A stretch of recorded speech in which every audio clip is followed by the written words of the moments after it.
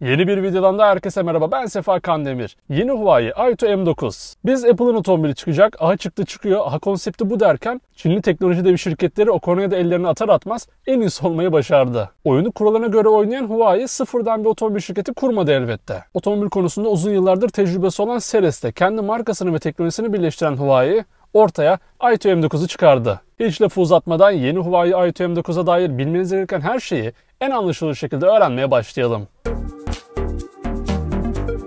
Aito M9 henüz çiçeği burnunda tazecik, bir SUV olarak 2023 yılında yollara çıktı. Huawei'nin Apple gibi aksiyona girmeden işi ehliyle yapmasının bir sonucu olan Aito M9'un arkasında Seres var. Tabi sadece Seres yok. Chery, Mercedes'in de ortağı olduğu BAIC ve JAC Motor'da resmi işbirlikleri arasında bulunuyor. Yani arkası bayağı bir sağlam. Öyle hiç ya telefoncudan arabacı olur mu dedirttirmiyor kendine. Seres de geçmişi 1986 yılına dayanan bir otomobil şirketi. Yeni Aito M9'a önden baktığımızda geniş ve büyük bir suratla karşılaşıyoruz. Birbirine LED gündüz farıyla bağlı olan bu ana far grubu sahip olduğu LED teknolojisi sayesinde böyle selamlama özelliğine sahip.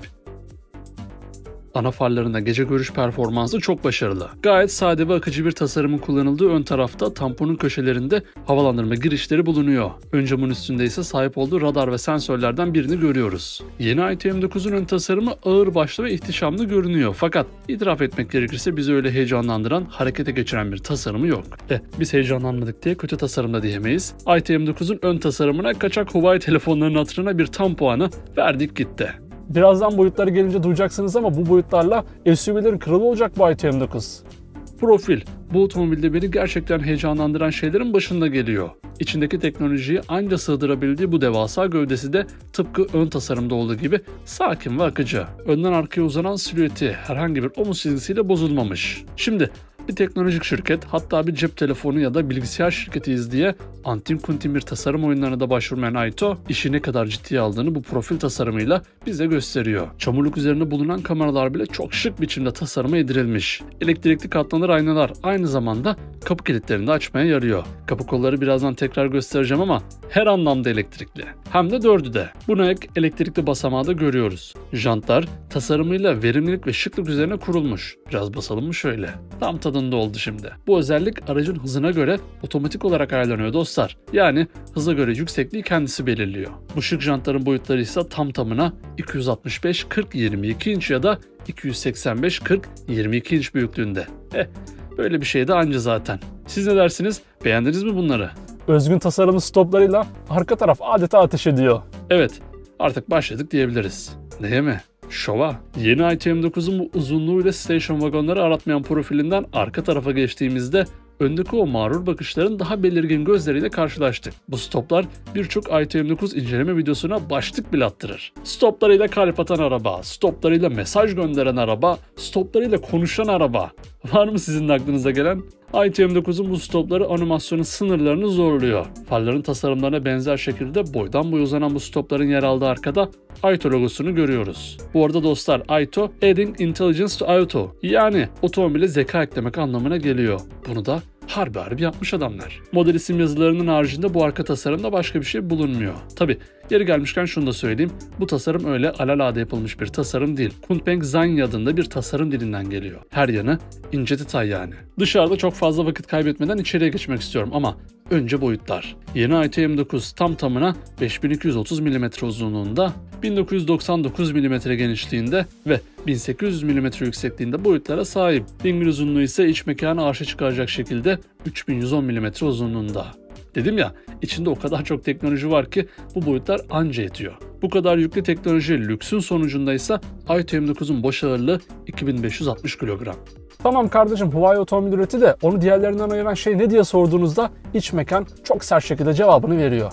Yeni Aito M9'un bu 4'ü de elektrikli olarak açılan bu. Kapılarını kapatmak için de frene basmanız yeterli. Öylesine zahmetsiz. Sürücü koltuğu gerek tasarımı gerekse ergonomisiyle baktıkça insanın içini rahatlatırken ön yolcu koltuğunda konfor şekli değişiyor. Elektrikli ve hafızalı olan bu koltuklarda baldır desteği ve böyle konfor katan detaylar da mevcut. Burada düğmeyle açılan bir gizli bölme de koymuşlar. Cam açıp kapamaya yarayan mekanizmayı kapatma tuşunu bir kere bastıktan sonra böyle bir mekanizma. Durun. Şoför kısmını biraz hızlı geçtik gibi oldu.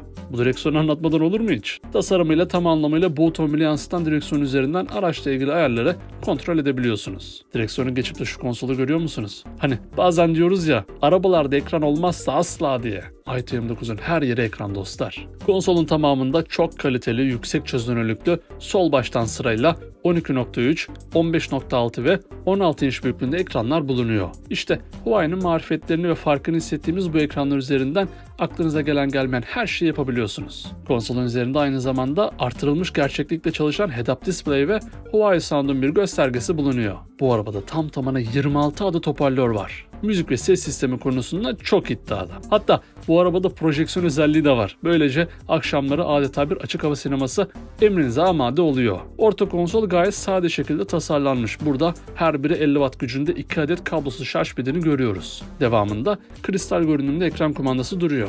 Bardaklıklar da bu şekilde buraya gizlenmiş. USB ve 12 volt soket girişleri ise aynı zamanda saklama alanı olarak kullanılabilecek kol dayama içine gizlenmiş. Bu pek konforlu değil işte. Çünkü buraya eşyalarınızı koyunca bir de kablo vesaire takmak bir zulüm oluyor. Yine bu kapaklı bölmelerden şoför kısmına da koymuşlar. Bunlar güzel. Tabi burada USB girişleri de mevcut. Ve geldik i20 makam köşküne. Gerçek anlamda bir makam köşkü olan bu arka koltuklar 2 kişilik olarak dizayn edilmiş. Elektrikli olarak açılan kapılardan arka koltuklara bir bakınca bunların da en az şoför ve ön yolcu koltuğu ayarında olduğunu görüyoruz. Şunu da söyleyeyim, içeride bulunan tüm koltuklarda ısıtma, soğutma ve elektrik desteği mevcut. Burada tek tuşla ön yolcu koltuğunu katlayabiliyorsunuz. Siz rahatça binin diye kapıya yaklaşan koltuk bu hamlenizle birlikte yerine geçerken yukarıdan projeksiyon perdeniz iniyor. Evet, yeni i20'da standart ekranlarla yetinemeyenler için bir de 32 inç büyüklüğünde projeksiyon sistemi bulunuyor. Ayrıca sıfır yer çekimi özelliğine sahip bu koltuklarda geliştirilmiş süspansiyon sistemi var. Böylece yol üzerindeki hiçbir şeyi hissetmeden sanki uçuyormuş gibi seyahat ediyorsunuz. Durun, dahası var. Bu otomobili makam arabası olarak kullanacaklar için bence harika bir özellik olan gizlilik kalkanı geliştirilmiş. Bu özellik sayesinde siz ikinci sıra koltuklarda konuştuğunuzda şoför ve yan yolcu sizi duyamıyor. Ses frekans dalgalarıyla geliştirilen bu özellik gerçekten efsane. Ayrıca 6 kişiye kadar araçta seyahat edenlerin seslerini dinleyerek analiz eden i20 buradaki konuşulanlara göre akıllı öğrenme yapabiliyor. Yani bu biraz hoşuma gitmedi nedense. Şeye benziyor, bu telefon elinizde ne konuşursanız anında reklamının çıkması gibi. Bilemedim valla. Koltukların tüm ayarlarını da kolçak üzerindeki bu tuşlarla yapıyorsunuz. Hatta bazen olur ya, kolçağı istemezseniz falan, o durumlarda elinizde kaldırıp yorulmayın diye tek tuşla kolçağı kaldırabilirsiniz. Orta konsol üzerinde de hem aracın arka tarafının klima kontrol tuşlarını yönetebilirsiniz hem de bu soğutucu özellikle dolap sayesinde soğuk içecekler de her zaman hazır. Kolçağın elektrikli olup cam perdelerinin manuel olması benden eksiği aldı. 3. sıra koltuklarda da aynı konfor ve lüksün sunulması ise şık bir hareket olmuş. Ayrıca opsiyonel şekilde tüm koltuk arkalarına da ekranlar satın alabilirsiniz. Benim iç mekandaki diğer eleştirim de koltuk renklerine olacak. Biri taba, diğer ikisi açık tonlarda olmak üzere 3 farklı rengin sunulup koyu renk sunulmamasına eksiği verdim. Bagaj hacminde ise 3. sıra koltuklar açık haldeyken burada pek verimli bir alan kalmıyor. 206 litre hacim böyleyken sunulmuş. Fakat bu koltukları yatırdığınız anda 716 litre gibi devasa bir hacme sahip olacaksınız. Ayrıca tamamen elektrikli versiyonu satın alırsanız ön kaputun altına da bagajınız olacak. Yeni i20'ın içinde daha sayamadığımız gizli kapaklı ve sonradan sizin ihtiyaçlarınıza göre şekillenen bir sürü daha özellik mevcut. İşte Huawei'nin de olayı burada kendini gösterdi. Daha önceleri BYD Yangfeng U8 için tam bir makam arabası diyordum fakat i20 adeta yürüyen uçak. Makamların şahı olmuş. Tabi son yorum sizindir. Bir teknoloji devi, bir de otomobil devi birleşip ikisi de Çinli olunca ortaya ne çıkar? Böyle üstün teknolojiye sahip bir otomobil. Elbette iç mekanda ve konforda bu kadar üst seviyelerde olan bir otomobilden o arabaya binecek kimselerin güvenliğini daha az önemsemesini bekleyemezdik. Yeni i20'da buraya dikkat.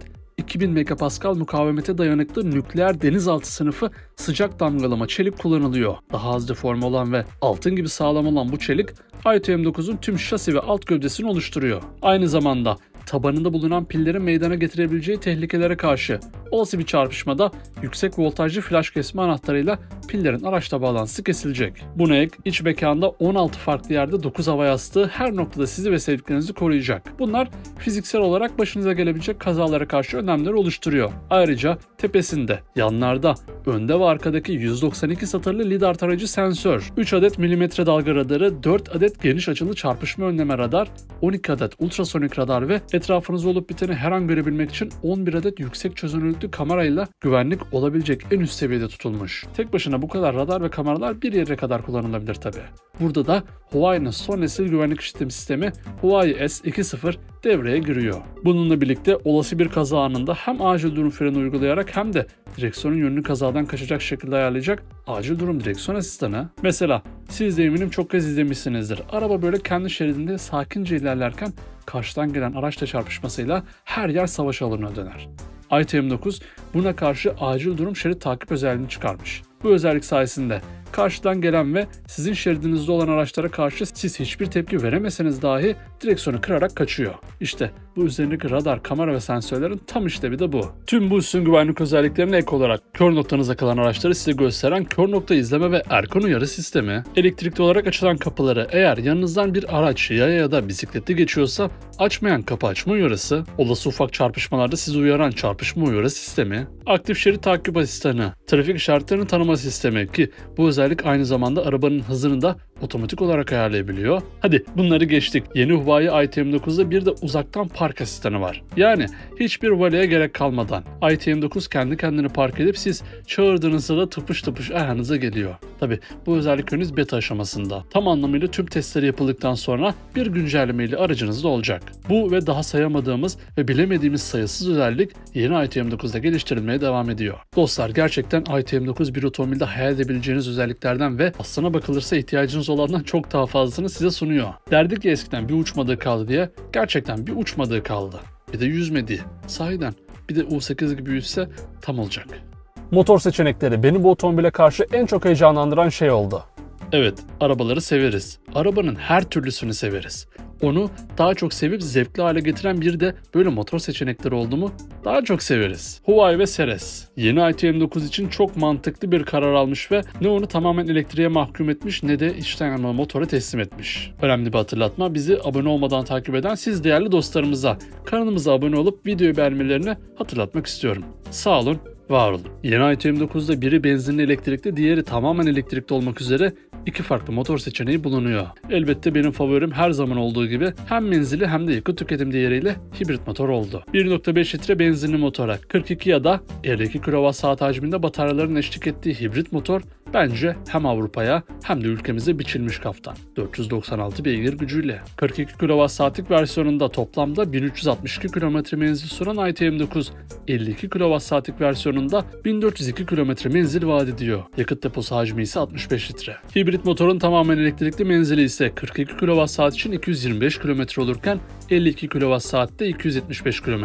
Gerçek kullanımda kabaca 200 km diyebiliriz. Sıfırdan 100'e 4.9 saniyede ulaşan hibrit versiyon maksimum 200 km/saat hızla çıkabiliyor. Aynı zamanda tüm motor seçenekleri 4 tekerden çıkışa sahip. Hibrit versiyon plug-in hibrit yani şarja takılan cinsten. Bu bataryaların şarj süresi de hızlı şarjda 30 dakika olurken yavaş şarjda 5 saat. Tamamen elektrikli tarafta ise Huawei tarafından geliştirilen 800 volt mimarisiyle yüksek voltajda 100 kWh'lik piller kullanılıyor. Hızlı şarjda 15 dakikada, yavaş şarjda 12 saatte şarj olan bu bataryalardan 530 beygir güç üretiliyor. Sıfırdan 100'e 4.3 saniyede çıkan 2.6 tonluk bu makine maksimum 200 km/saat hızla çıkabilecek şekilde ayarlanmış. Elektrikli versiyonun tamamen elektrikli menzili ise 630 km.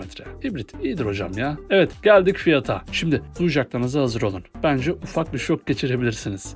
Yeni ITM9 şu an satışta olduğu Çin'de sadece ama sadece $69.000'dan başlayan fiyatıyla, ki bu fiyat hibrit versiyonun fiyatı, alıcılarını bekliyor. Tamamen elektrikli versiyonda ise $70.000'dan etiketlenmiş durumda. Hadi diyelim en pahalı versiyonu satın almak isterseniz bu fiyat $79.000 çıkıyor.